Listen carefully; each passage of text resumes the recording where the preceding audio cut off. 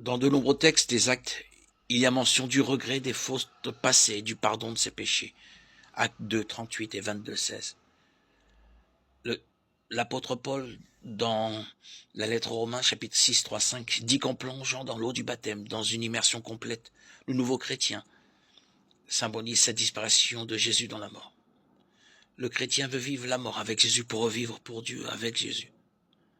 Quand Saül, le persécuteur, voit sur la route de Damas le Christ ressuscité lui apparaître, il reste 3 jours aveugle, prostré sans manger ni boire.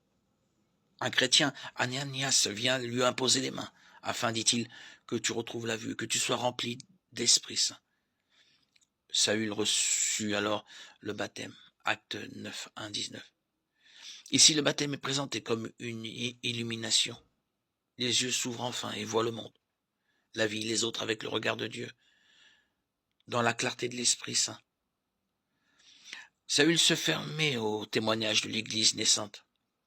Désormais, il dira « Je vis, mais ce n'est plus moi, c'est Christ qui vit en moi ». Galates 2, 20.